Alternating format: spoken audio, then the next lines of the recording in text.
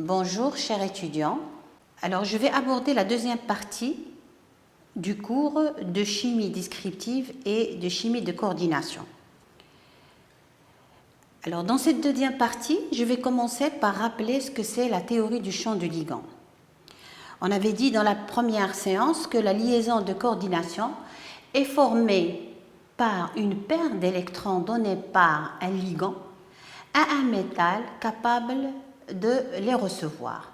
Bien sûr, quand je parle d'un métal, je parle d'un métal qui appartient au bloc D ou bien au bloc F. Pour un atome à l'état gazeux, les orbitales D sont dégénérées. Ça veut dire qu'ils ont le même niveau d'énergie. Mais à l'état solide ou en solution, et à l'approche d'un ligand, ces orbitales subissent un éclatement. On dit qu'on a fait une levée de dégénérescence.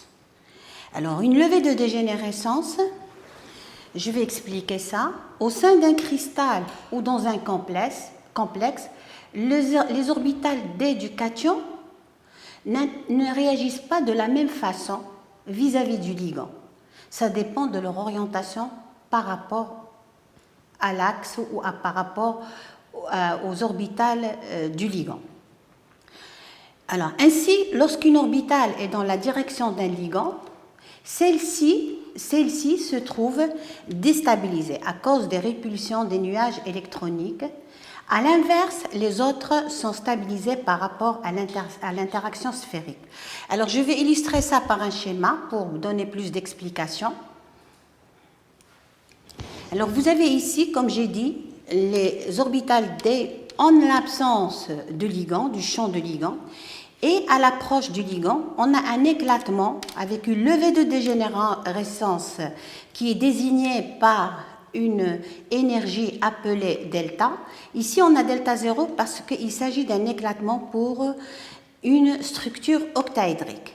Alors, on voit que, par exemple, pour les orbitales T de G, ou aussi appelées orbitales D epsilon, ces trois orbitales, par l'approche d'un ligand, voient leur énergie diminuer, c'est-à-dire qu'ils sont stabilisés.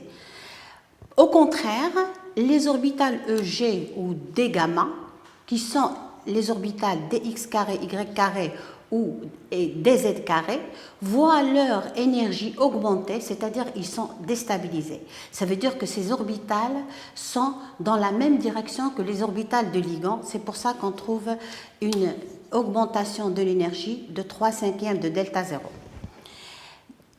Alors, cette énergie de stabilisation du champ cristallin, c'est une énergie qui peut être déterminée en faisant des études UV visibles. La levée de dégénérescence, c'est-à-dire la séparation des orbitales D en fonction de la géométrie, entraîne une énergie de transition. Cette énergie de transition est responsable de la couleur des complexes. En effet, les électrons peuvent absorber un rayonnement en passant d'un niveau à un autre et on absorbe souvent de la lumière visible et la couleur du complexe et la couleur complémentaire du rayonnement absorbé qui résulte de cette transition. Alors on a une autre mesure, une autre énergie qu'il faut prendre en considération, c'est l'énergie de stabilisation du champ cristallin. Alors, cette énergie de stabilisation du champ cristallin pour un octaèdre est donnée par la formule suivante. ES, c'est-à-dire énergie de stabilisation du champ cristallin, qui est égale à X fois moins 2/5 de delta octaédrique plus Y facteur de 3/5 delta 0. Alors, X, c'est le nombre d'électrons sur les orbitales D epsilon, et Y, c'est le nombre d'électrons sur les orbitales D gamma. Comme j'ai dit tout à l'heure, le delta 0 peut être déterminé par spectroscopie UV visible dans le domaine 400 nanomètres et 1000 nanomètres. L'écartement du niveau d'énergie dépend de plusieurs facteurs. Donc, la valeur de delta 0, aussi bien la valeur du champ de ligand ou bien de l'énergie de stabilisation du champ cristallin dépend de plusieurs facteurs. Alors le premier facteur, c'est le nombre et géométrie des ligands. Selon le nombre de ligands et la géométrie qu'ils adoptent, les orbitales ont des énergies différentes. Si on considère le même cation et le même ligand, vous devez savoir que le delta, le champ du ligand pour un plan carré, est inférieur au champ du ligand pour un octaèdre, est inférieur au champ de ligand pour un tétraèdre. On a un autre facteur qui influence cette différence d'énergie, qui est la nature des ligands.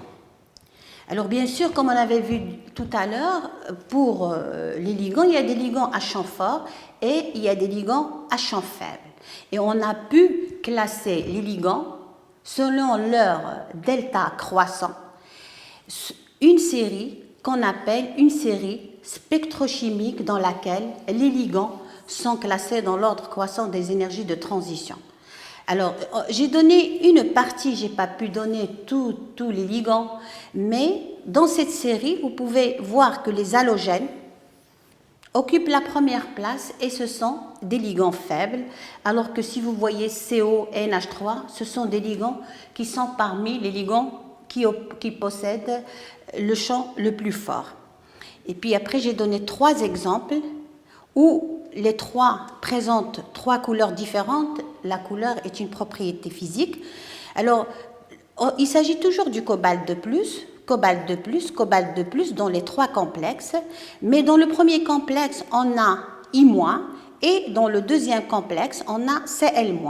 Alors, le fait d'avoir 2 ligands différents, on a 2 couleurs différentes. Et dans le troisième, il n'y a pas d'halogène. Et on a un complexe de couleur jaune.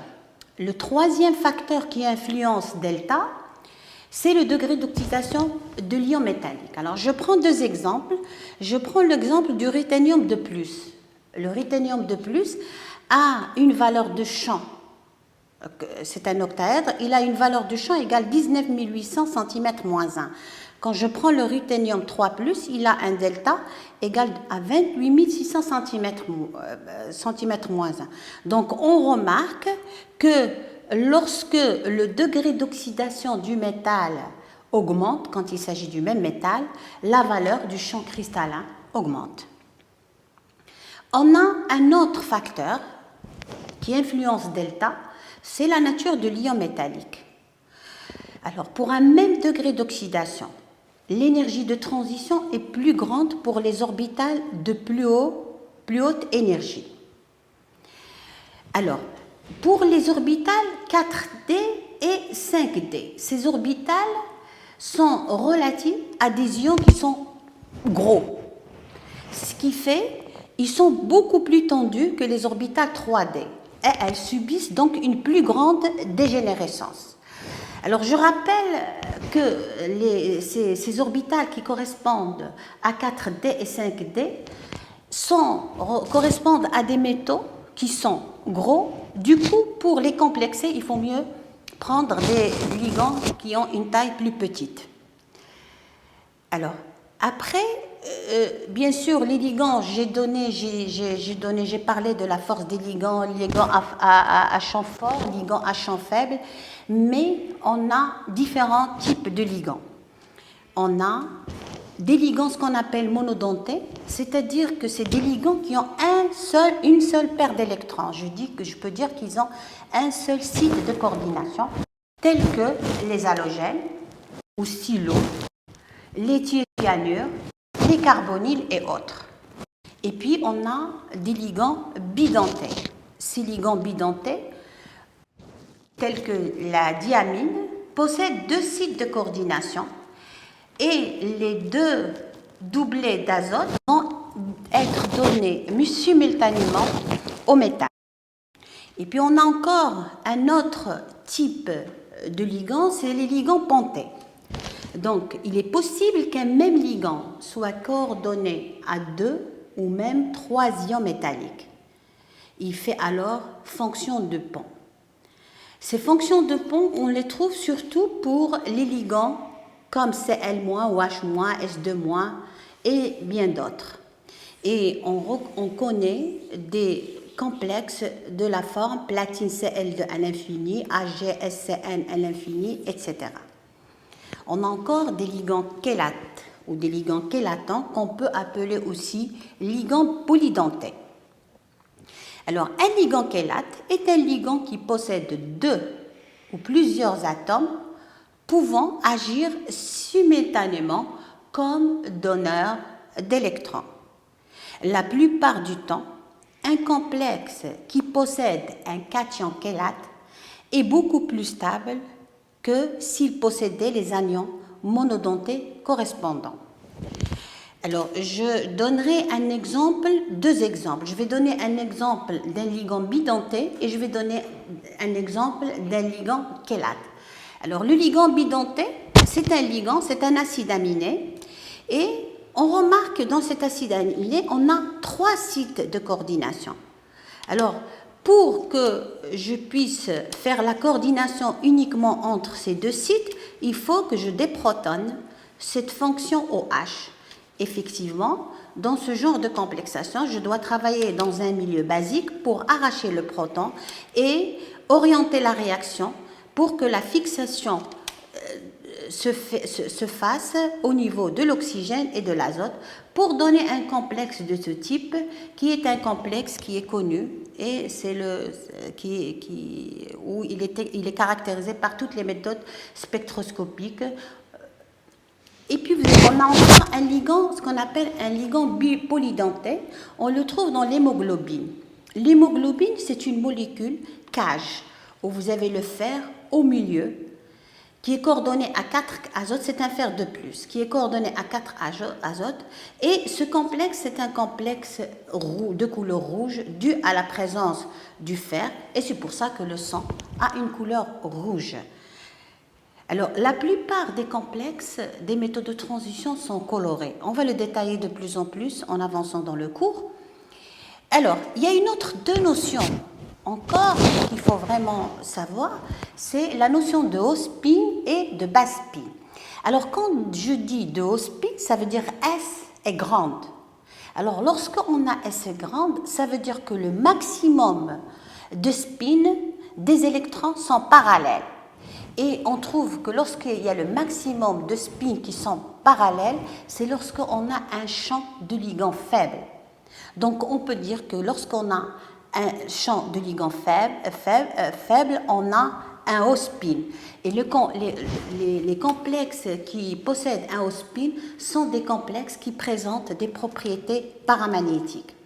Par contre, pour les configurations ou pour les bas spins, c'est relatif au champ fort.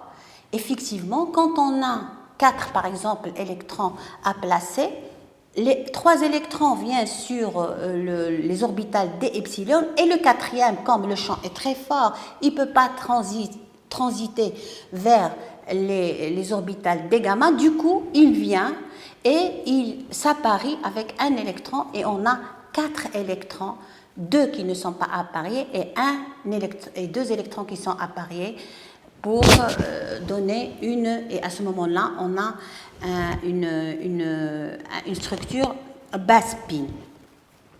Alors, et après, donc, je vais donner un exemple d'un octaèdre avec une configuration D4. Lorsqu'on a un haut spin, en appliquant la formule, on trouve que 3, c'est le nombre d'électrons sur les orbitales epsilon, multiplié par moins 2 cinquièmes de delta 0, et plus 1 électron qui est placé sur l'orbitale d gamma, sur les orbitales d gamma. Pour le bas spin, la formule devient 4 électrons, dont 2 qui sont appariés, multiplié par moins 2 sur 5 delta 0, et vous avez les 2 électrons qui sont appariés. On ne doit pas négliger cette valeur qui est l'énergie d'appariement des électrons. Alors, dans ce genre, par exemple pour D4, si delta 0 est inférieure à l'énergie d'appariement des deux électrons, le complexe adoptera une configuration au spin. Alors, le P, comme je viens de le dire, est l'énergie pour apparier deux électrons. Cette énergie se compose de deux termes. Le premier terme, c'est la répulsion coulombienne intrinsèque qu'il faut surmonter pour forcer deux électrons à occuper la même orbitale. Le second facteur, important aussi, est la perte d'énergie due à l'échange pour adapter des spins parallèles pour respecter la règle de Hund. Alors, donc je peux récapituler et dire que le choix de la configuration dépend donc de la valeur relative de l'énergie de transition et de l'énergie d'appariement.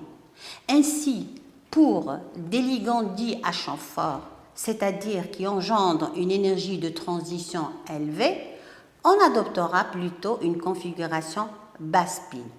A l'inverse, pour un champ faible, on obtiendra plutôt une configuration à haut spin. Alors, comme j'ai dit tout à l'heure, j'ai dit que les complexes, la plupart des complexes sont des complexes des métaux de transition sont colorés, comparés au bloc S et P. La couleur est due à la transition entre les deux niveaux. Alors, je vais expliquer. Lorsqu'on a un électron ici sur les orbitales d epsilon, cet électron absorbe une énergie pour transiter vers des gamma. Cette transition est responsable de la couleur de ces complexes. Alors pour cela, je vais donner un exemple concret de titane. Titane, ce complexe de titane est un complexe de couleur mauve, où vous avez le titane est au degré d'oxydation plus 3. Le titane 3+, et c'est un D1. Il possède un seul électron. Il a une structure octaédrique et les ligands sont les ligands neutres de H2O. Les orbitales d epsilon et d gamma sont séparées par une énergie delta E qui est delta octaédrique. L'excitation d'un électron de d epsilon vers d gamma nécessite l'absorption d'une énergie delta 0 qui correspond à une lumière dans la longueur d'onde et dans le visible. Il s'ensuit que le complexe est coloré. Alors, le spectre UV visible montre une fréquence égale 20 300 cm-1. La longueur correspondante, c'est une longueur exprimée en Armstrong qui est égale à 4930. Pour déterminer delta E qui est égal à H mu et qui est égal à HC sur lambda, delta E avec H c'est la constante de Planck et puis C c'est la vitesse de la lumière et puis lambda qu'on avait trouvé tout à l'heure qui est 9330 10 puissance moins 10 mètres. En faisant les calculs, on trouve une valeur de 4 10 puissance moins 19 joules. Pour une molécule gramme, on doit multiplier par le nombre d'Avogadro et on trouve une valeur de 243 kJ par mol.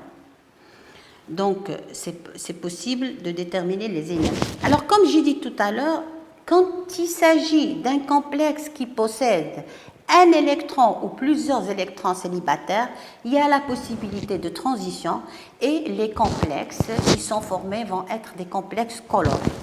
Alors, on va voir ce tableau où j'ai regroupé les différentes structures électroniques de D0 à D10. Alors, quand je prends D0, surtout c'est des D0 titane 4 et scandium 3, ils ont une structure D0, il n'y a plus d'électrons, et c'est des complexes qui sont incolores. Je prends aussi la 3D10, c'est le cas de Zen2+, et cuivre 1. Ils ont une configuration D10. Les 5 orbitales sont remplies, il n'y a pas possibilité de transition, ce qui fait que les complexes sont colorés. Par contre, quand je vois toutes les configurations électroniques de D1 à D9, on trouve que tous les complexes et tous les métaux sont colorés. Et on peut observer autre chose, c'est que lorsque je prends un métal à un degré d'oxydation donné, s'il est dans un autre degré d'oxydation, il ne va pas avoir la même couleur, il va changer de couleur. Alors, après, là, on va aborder ce que ça veut dire une liaison multiple. Comme tout à l'heure, j'ai marqué qu'il y a différents types de ligands, et parmi les ligands, il y a des ligands qui possèdent des doubles liaisons, ou triple liaison, ou des ligands qui possèdent des orbitales D. Alors dans ce cas, on aura une liaison, ce qu'on appelle une liaison multiple. C'est-à-dire que le ligand va donner, par la liaison sigma, une liaison de coordination ou une donation au métal, sa paire d'électrons, et en retour, le métal va subir un recouvrement axial avec les orbitales du ligand pour donner une liaison pi, ce qui donne une force à cette liaison. Alors je vais le mentionner sur un schéma. Ici, on a le métal avec ses orbitales D, ce que j'ai appelé des pi, et le ligand comme CO, l'alcyne, l'alcène, ce que vous voulez, qui possède une double ou une triple liaison. Et ce ligand possède des orbitales pi. Une liaison sigma qui sera assurée par la donation de paires d'électrons au métal, et en retour, on aura un recouvrement latéral des orbitales P du ligand avec un recouvrement latéral des orbitales pi du métal, ce qui donne à un renforcement de cette liaison, et les complexes où on a ce genre de liaison sont des complexes stables. Même chose, si on prend des ligands qui possèdent par exemple le PF3, PR3, SR3, le soufre, le phosphore et AS sont des atomes qui possèdent des orbitales D. Du coup, vous avez ces orbitales D du ligand qui vont faire aussi un recouvrement latéral avec le métal, tout en ayant les électrons qui vont être donnés au métal par la liaison sigma, et on aura une liaison de rétrodonation. Alors, ces liaisons vont donner un caractère de stabilité au complexe correspondant.